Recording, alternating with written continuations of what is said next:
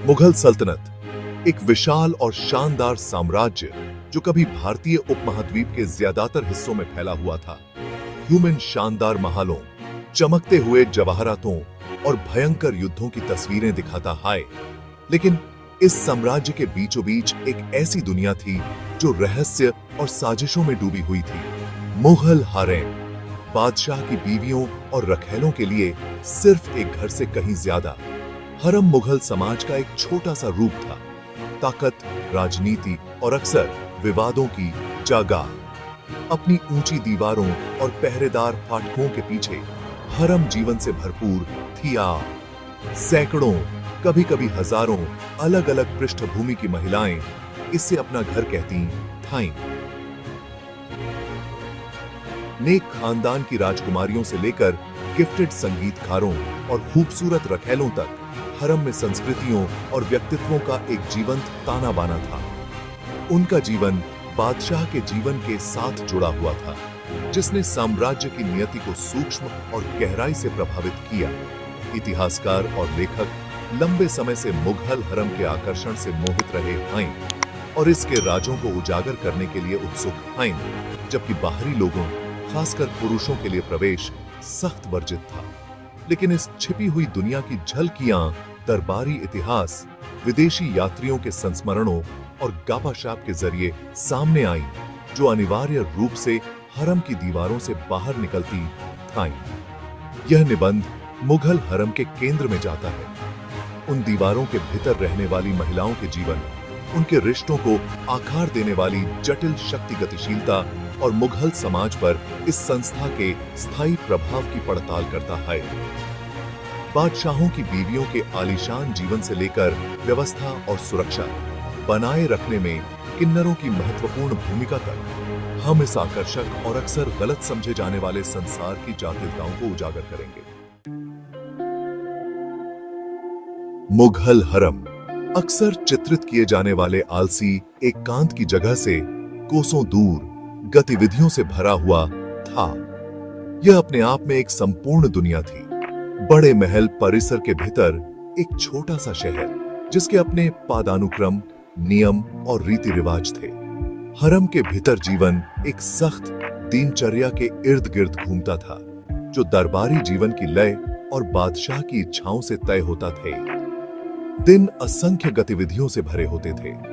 महिलाएं संगीत और नृत्य की शिक्षा में संलग्न रहती थीं।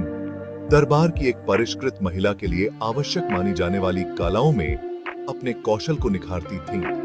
कविता पाठ, कहानी सुनाने के सत्र और खेल बौद्धिक उत्तेजना और मनोरंजन प्रदान करते थे। महल की दीवारों की सीमाओं से एक शांत पलायन की पेशकश करते हुए सुगंधित फूलों और बहते फव्वारों की आवाज से भरे हुए उत्तम उद्यान, हरम के भीतर शिक्षा को बहुत महत्व दिया जाता था और कई महिलाएं अपनी बुद्धिमत्ता और ज्ञान के लिए प्रसिद्ध थीं। उन्होंने भाषाओं, साहित्य, धर्म और ललित कलाओं में शिक्षा प्राप्त की। कुछ तो निपुण लेखक, कवयित्रियां और संगीतकार भी बन गईं। उनकी प्रतिभा का जश्न पूरे दरबार में मनाया जाता था। हरम में जीवन चुनौतियों के बिना नहीं था। बादशाह के ध्यान और स्नेह की प्रतिस्पर्धा से प्रेरित होकर महिलाओं में ईर्ष्या और प्रतिद्वंद्विता आम थी। हरम के भीतर पदानुक्रम, जिसमें बादशाह की पत्नियां शीर्ष पर और रखैलें निचले पायदान पर होती थीं, ने रिश्तों का एक जटिल जाल तैयार किया, जो अक्सर तनाव और साजिशों से भरा होता था। प्रतिबंधों के बावजूद मुगल हरम में महिलाओं ने अपने प्रभाव का इस्तेमाल करने के तरीके खोज लिए।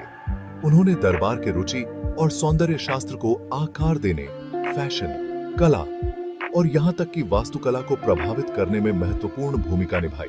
कुछ महिलाएं काफी शक्ति के पाड़ों तक पहुंची, बादशाह की सलाहकार के रूप में काम किया और महत्वपूर्ण राजनीतिक प्रभाव डाला। मुगल हरम के केंद्र में बादशाह की बीवियां रहती थीं, जिनके पास अपार शक्ति और प्रतिष्ठा थी। ये केवल बादशाह के स्नेह की वस्तु नहीं थीं, बल्कि उनके निजी और राजनीतिक जीवन दोनों में भागीदार थीं। उनका प्रभाव हरम की दीवारों से कहीं आगे तक फैला हुआ था, जिसने दरबारी मामलों को आकार दिया और बादशाह के फैसलों को प्रभावित किया। मुगल दरबार में विवाह अक्सर रणनीतिक गठबंधन होते थे, जो राजनीतिक संबंधों को मजबूत करते थे और साम्राज्य की स्थिरता को सुरक्षित करते थे। शक्तिशाली राजपूत और फारसी परिवारों की राजकुमारियां बादशाह की पत्नियों के रूप में हरम में प्रवेश करती थीं। अपने साथ अपने वंश, धन और राजनीतिक कौशल को लाती थीं। बादशाह की मुख्य पत्नी, जिसे बादशाह बेगम के रूप में जाना जाता था, का स्थान सर्वोपरि था। उसने हरम की अध्यक्षता की, उसके मामलों का प्रबंधन किया और दरबारी समारोहों और अनुष्ठानों में महत्वपूर्ण भूमिका निभाई। बादशाह पर उसका प्रभाव काफी था और वह अक्सर उनके विश्वास पात्र और सलाहकार के रूप में काम करती थी। बादशाह की पत्नियों के लिए जीवन एक नाजुक संतुलनकारी कार्य था। जहां वे अपार विशेषाधिकार और विलासिता का आनंद लेती थीं, वहीं वे दरबारी राजनीति के विश्वासघाती पानी को भी पार करती थीं, बादशाह के पक्ष के लिए होड़ करती थीं और अपने बच्चों के हितों की रक्षा करती थीं।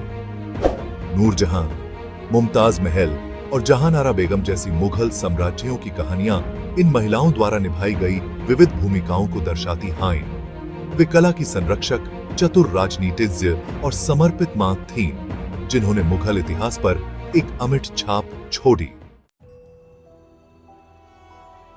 मुगल हरम का कोई भी विवरण किन्नरों की महत्वपूर्ण भूमिका को स्वीकार किए बिना पूरा नहीं होता है।